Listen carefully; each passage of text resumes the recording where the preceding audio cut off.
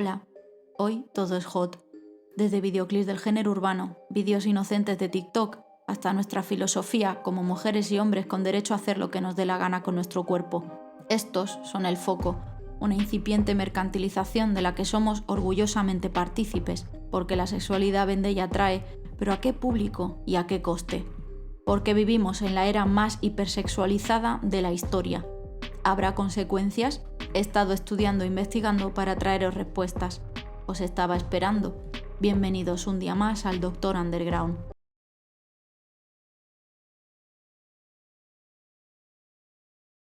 El otro día vi un documental que me impactó mucho, que se llama Generación No Por. Os dejo en la cajita de información todos los detalles, y en él aparecían testimonios de diferentes adolescentes de entre 13 y 17 años de toda España, de diferentes contextos, niveles socioeconómicos, donde contaban su experiencia respecto al no por y también la sexualización y erotización de los contenidos que se nos presentan y que consumimos en Internet. Ya lo hablábamos el otro día en la sexualización de las chicas góticas y os traigo este vídeo para seguir argumentando y completando el episodio del otro día. Al final el sexo es inherente al ser humano, parte de nuestra naturaleza y ley biológica que hace que estemos todos aquí. Pero una gran parte de la práctica y representación del mismo depende del contexto sociocultural en el que vivimos. En plena era de libertad de expresión, estado del bienestar que estamos viviendo en Occidente, abre una ventana junto al fenómeno de Internet y la hiperconexión que lleva al consumo de estos productos de una forma exacerbada, prematura y muchas veces inintencionada. Si os soy sincera, siendo del 91, no estuve tan expuesta a ello, puesto que mi primer teléfono móvil lo tuve a los 13, 14 años, y además con ese teléfono lo único que podía hacer era recibir, hacer llamadas y jugar a la serpiente. Pero hoy en día un niño pequeño ya tiene un smartphone en sus manos desde el que puede acceder a cualquier tipo de contenido sin ningún tipo de censura. Y a pesar de que muchas de estas páginas web y muchos de estos contenidos siempre vienen con un disclaimer o, con una cierta puerta de seguridad para indicar qué edad tienes, al final a golpe de clic puedes acceder a ello sin pestañear. ¿Sabéis qué es lo más impactante de todo? Que hoy no me voy a referir únicamente a la industria del no por y a este tipo de contenido erótico, puesto que al final es su intención directa. Estamos hablando de músicos, sobre todo en el género urbano, artistas, celebrities, influencers, que de forma constante muestran sus cuerpos y su imagen de forma hipersexualizada. Y lo hemos normalizado hasta tal punto que para nosotros es algo natural. A lo mejor yo que tengo 34 años, pues mira, aquí ya no hay más que rascar, ya tenemos todo el pescado vendido. Pero ¿y una persona de 10, 11, 12 años? ¿Es esto nocivo? ¿Qué puede ocurrir en esta amalgama de cuerpos hipersexualizados en TikTok o Instagram, videoclips y demás productos de consumo masivo? Si quieres averiguar todas estas respuestas y muchas otras acerca de la vida y la existencia relacionados con la estética y la cultura underground, oye, suscríbete al canal, que es completamente gratis. Dadle al botoncito, venga, os espero, que dentro de nada llegamos a los 300.000. ¿Ya lo has hecho? Estupendo. Seguimos con el vídeo. Esto de la cultura de masas es un fenómeno más bien reciente que se dilata, se desarrolla y evoluciona a todo lo largo y ancho del siglo XX. Paulatinamente, las sociedades occidentales experimentan un acceso a la riqueza, llamémosla falsa riqueza también, porque es más exacto, y la norma social de consumo obrero cambia radicalmente. Todo esto altera las relaciones de clase, la estructura cultural y el estilo de vida de las personas. Los medios de comunicación son determinantes aquí y su consecuente relación con el marketing y la publicidad. Al mismo tiempo, el feminismo se consolida, se reconocen los derechos LGBTI y el estado del bienestar impera en nuestras vidas de la mano del gigante de Internet. Nuestra manera de consumir cambia radicalmente. Lo hacemos todo a golpe de clic y estamos más expuestos y bombardeados que nunca a todo tipo de contenido e información. Por un lado, somos más críticos y abiertos de mente, pero por otro, aumenta nuestra vulnerabilidad ante el hiperconsumo de productos mainstream. ¿De qué manera se presentan estos productos y en qué momento se puede considerar que están hipersexualizados? No es lo mismo mostrar Por ejemplo, un bañador de esta manera que de esta manera, ¿verdad? ¿En qué imagen clicarías primero? ¿En esta o en esta? ¿A qué foto le darías like antes? ¿A esta o a esta? Bueno, ¿en qué momento el producto y el cuerpo que lo lleva, o simplemente el cuerpo que se presenta, pasa esa barrera? Tal y como ocurre al capitalizar un producto underground, hay que despojar ese algo de su normatividad, su formalismo, su discreción, su puritanismo. Me gusta mucho esto de sincretizar, que es la acción de aunar varias cosas. ¿Cómo sincretizamos? Es decir, tomamos esas corrientes o tendencias, las metemos en el embudo y las extraemos listas para el consumo de forma atractiva, atrayente y excitante. Este proceso de objetivización del producto para que tome ese tinte sexual es bastante sencillo, previsible y rápido. A la par que efectivo, no sería lo mismo subir una foto nuestra normal que subir una pose más sugerente, con poca ropa. Lejos de juzgar a nivel moral, exponemos la realidad tal cual es, tal cual existe en nuestras vidas. Todo esto lo expongo también para que reflexionemos acerca de nuestros hábitos como consumidores en Internet. Por eso antes os he puesto este ejercicio de a qué foto le harías clic antes y preguntarte el porqué de tu respuesta. El producto de masas también contiene esa impersonalidad, porque si no, no sería precisamente un producto de masas. Y para hacer que un producto sea lo más impersonal posible, tiene que tener un denominador común para atrapar en su red a todas esas personicas que van a consumir ese producto final. Y para hacerlo hay que apelar en muchas ocasiones a lo más primitivo, algo universal, comprensible, digerible y que no entiende de etnias, de idiomas, el sexo. El sexo vende a nivel mundial y esto es una realidad. En palabras del sociólogo francés Edgar Morin, respecto a la condición humana, los fenómenos de la cultura penetran dentro de la intimidad del individuo, estructuran sus instintos y orientan sus emociones. La proyección y la identificación figuran en primer lugar entre las necesidades de las personas, pues como los sueños, los productos culturales pueden aliviar el malestar provocado por las represiones. Como Freud, Morin hablaría de la liberación psíquica, de expulsar fuera de sí mediante la cultura, lo que explica la presencia de la sexualidad o la violencia en la producción cultural. Bueno, si hablamos del tinte moral y ético respecto a esto de la hipersexualización y erotización del todo actual, bueno, se nos viene a la cabeza la situación que vivimos con los videojuegos y se empezó a decir que los niños podrían repetir estas conductas en el mundo real. Pero ¿qué es lo que determina que esa persona, ese cerebro joven que todavía ni siquiera se ha desarrollado, que su corteza prefrontal ni siquiera ha evolucionado? Esto hace también que la inhibición sea más complicada y sean más impulsivos, más viscerales. Bueno, esto al final lo determinará la base moral y ética que ha recibido ese niño, tanto en su entorno familiar como en el educativo. Podríamos decir lo mismo acerca de esto de la hipersexualización y erotización de la sociedad. Un niño, por el simple hecho de ver estas conductas o estos contenidos, de alguna manera va a distorsionar la idea que tiene él de su propia sexualidad y de cómo debe comportarse sus relaciones íntimas y sociales en el futuro. Una conversación sobre cómo no hay que ejercer la violencia sobre los demás para conseguir lo que quieres sí que es un tema a tratar en el entorno familiar, en el entorno educativo, además de forma continua y desgranada. Pero ¿qué hay de la sexualidad? ¿Qué hay del erotismo? ¿Qué hay de todo lo que hay más allá de la simple reproducción humana que se da en conocimiento del medio? ¿Captáis lo que quiero decir? Podría haber una distorsión de la percepción de la realidad. Volviendo a Morin, toda imaginación encuentra su material básico en la imagen reflejo de la realidad, si bien luego la transforma. Porque la realidad es el espacio del deseo y la frustración de las pulsiones, determinando que éstas busquen y encuentren en el sueño o en el ensueño, que es la imaginación, una forma de realización. Bueno, de ahí las amplias posibilidades de la imaginación y también que las distintas circunstancias vitales se manifiesten en una orientación imaginaria particular.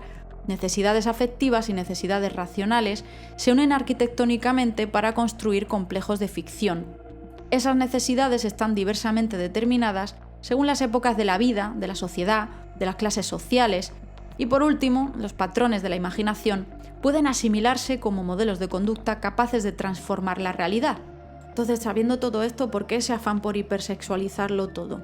Aparte de porque hay un rédito económico y hay una atracción indudable, quizá también puede resultar como una respuesta antipuritana ante la represión religiosa que hemos vivido pues, en países como España hasta mediados de los 70.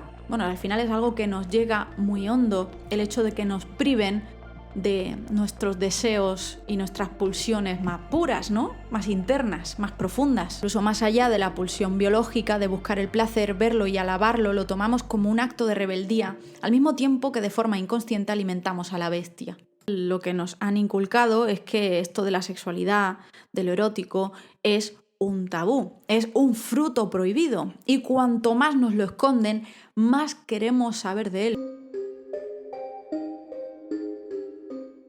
Nuestro mundo se mueve estadísticamente gracias a dos motores. Podríamos estar sacando las cosas de quicio, pero es la realidad. Esto de reflejar la intimidad sexual humana en vídeo ya se hizo por primera vez en la era victoriana, pero su momento estelar fue la era de las grandes estrellas y largometrajes, con sus guiones, su producción. Esta industria vivió una era dorada con los formatos VHS en los 80 y los 90. Luego hubo un declive lógico por la entrada de Internet, que trajo consigo nuevos formatos más cortos y breves y la precarización del gremio de actores y actrices, haciendo que fuese cada vez más sórdido en busca de las views y los clics. Así que más allá del propio deseo o gustos personales de cada uno, han proliferado contenidos bizarros absolutamente oscuros que están al alcance de un clic. El trato a las mujeres es en un gran porcentaje y se muestran prácticas alejadas de la realidad que han distorsionado nuestra visión de la intimidad humana. Es la guía básica para los jóvenes, a falta de una educación sexual sin tapujos, así que quizá lleguemos a pensar que lo que vemos es lo que debemos esperar de nosotros mismos y de los demás en la intimidad. Además, la entrada de nuevos formatos de pay-per-view, mecenazgo, webcams han atraído a un público más amplio no solo que lo consume, sino que lo desempeña, incluso sin ser un profesional del sector. Con una webcam puedes ganar dinero en esta industria. Hemos llegado al punto de romantizar e idealizar algunos sectores de la industria porque necesitamos sentir que somos libres y que nadie nos puede decir qué podemos hacer o no con nuestro cuerpo. Pero al mismo tiempo, esa libertad nos lleva a la mercantilización y objetivización de nuestra propia sexualidad. Y no solo hablamos de la concepción errónea de cómo se comporta una mujer en la intimidad, es que también pasa con los tíos. Al final, hay unas expectativas que se supone tienes que cumplir porque es lo que has consumido y lo que has visto. Y no solo hablamos del tema de la sexualidad, sino también de tu propia imagen, que esto ya lo hemos tratado en este canal muchísimo. Brian McNair, profesor de Ciencias de la Comunicación en la Universidad de Queensland, acuñó un término muy interesante, que es esto del no por chic, que consiste en la idealización y romantización de la hipersexualización. Actualmente activamos la asociación de la hipersexualización y empoderamiento y éxito, sobre todo las mujeres, una feminidad que utiliza el capital erótico como beneficio propio, proyectando una nueva identidad de mujer que conoce y juega deliberadamente con su poder sexual, alejándose de su cárcel y concepción tradicional de virgen casta y pura. Estadísticamente, por ejemplo, en OF, el 80% de contenidos es de chicas de 18 a 25 años, siendo un 30% estudiantes de la universidad. La lejanía y desconexión material y física que traen las redes sociales han traído este fenómeno, que no ves a quienes te consumen y tampoco hace falta tener un contacto directo ni con actores ni con quienes pagan por verlo. Todos son ventajas. Por lo que aumenta ese afán por romantizar esta plataforma y todo lo que tenga que ver con ella. Esto, sumado a la normalización de contenidos eróticos o no por desde los 11 años con un móvil en la mano, hace que vivamos en una sociedad hipersexualizada desde la raíz. Bueno, este contenido además es consumido de una forma inintencionada a pronta edad.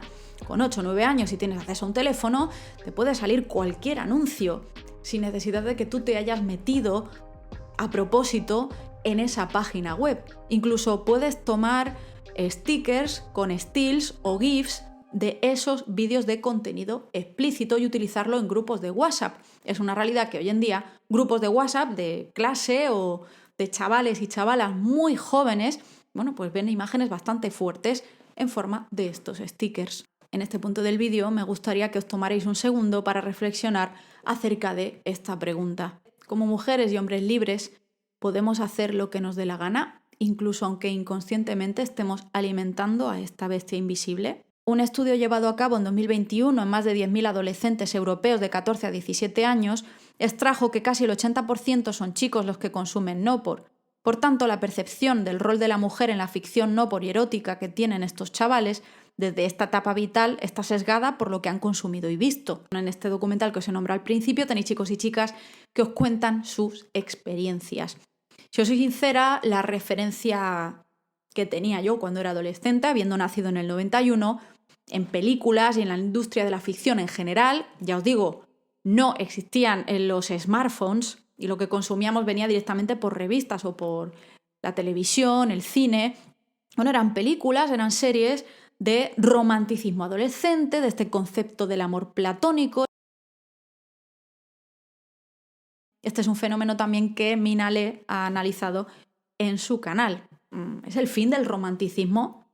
Estamos ya deshumanizándonos hasta tal punto que incluso las relaciones íntimas están totalmente privadas de sentimientos más profundos, más allá de encuentros fortuitos o métodos de ligue que consisten en un clic en vez de acercarte a una persona y entablar una conversación. Según la OMS, el consumo exacerbado de no-por está ya suponiendo un problema de salud pública.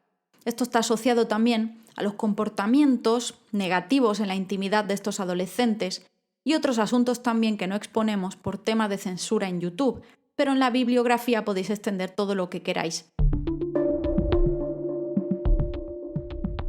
Bueno, el amor, la intimidad, las relaciones, el amor imposible, inalcanzable, todos estos conceptos se han tratado en la música desde los albores de los tiempos. Bueno, pero ¿en qué momento empezamos a ver líricas explícitas, videoclips, imágenes con un contenido sexual y erótico fuerte? Bueno, la gente tiene ropa, no se está viendo un contenido explícito como tal, pero sí, lo que estamos viendo, las líricas, las imágenes, tienen un contenido sexual bastante potente. Y estoy segura de que tenéis muchísimos artistas que se os están viniendo ahora a la cabeza. Y aquí no estamos juzgando si esto está bien o está mal. Estamos explicando de qué manera puede afectar a la percepción que tenemos ya no solamente de nuestras relaciones con los demás, sino de nosotros mismos. Esto ya lo estábamos hablando el otro día con esto del sucubus chic, etcétera, etcétera. Bueno, en muchísimas ocasiones me he encontrado con esta pequeña crisis interna sobre si publicar una foto mía o no, porque he llegado a pensar que no era lo suficientemente sugerente o que quizá no estaba lo suficientemente sexy en ella. ¿Os ha pasado esto? Esto de la sexualidad se ha ensalzado por los pueblos humanos desde los albores de los tiempos, con bailes que hacen una oda a la fertilidad o realzando sus atributos con vestimentas. Pero en la cultura mainstream y como concepto capitalizado, sin duda la música tiene muchísimo que ver en este proceso. Hablemos del género urbano. Edgardo Franco, el general, fue uno de los abuelos del reggaetón.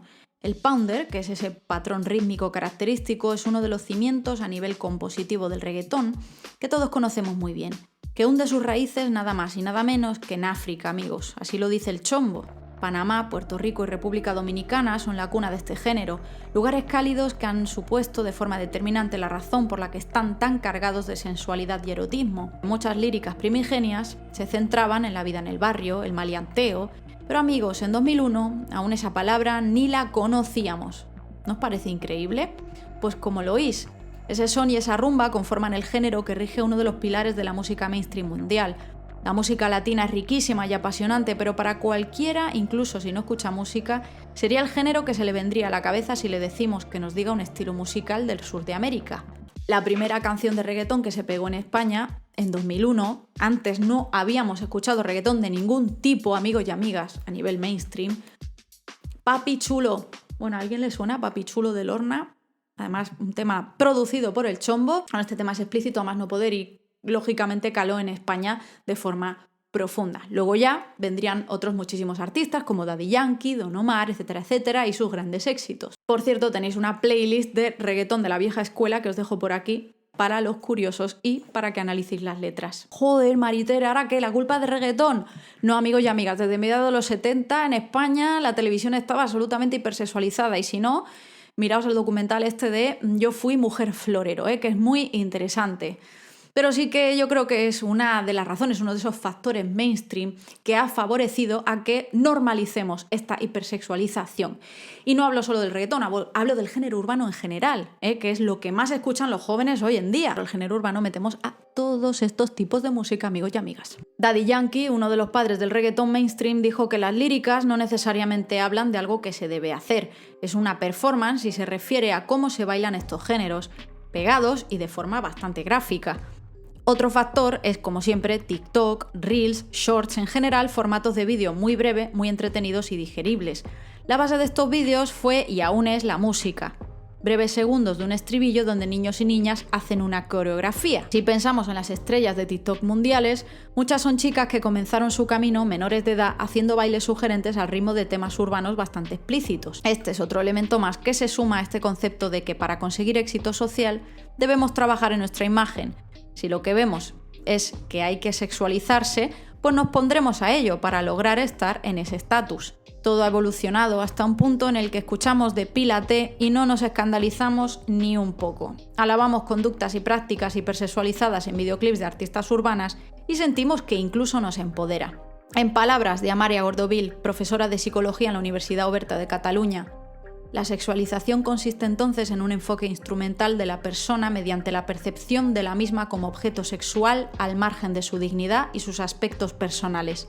La sexualización supone también la imposición de una sexualidad adulta a las niñas y a los niños que no están ni emocional, ni psicológicamente, ni físicamente preparados para ello. También en esta obra de Nancy Jo Sales, American Girls, de 2016, podemos encontrar testimonios de chicas estadounidenses en una sociedad en la que todas, pequeñas, jóvenes y mayores, quieren parecer hot a toda costa en redes sociales.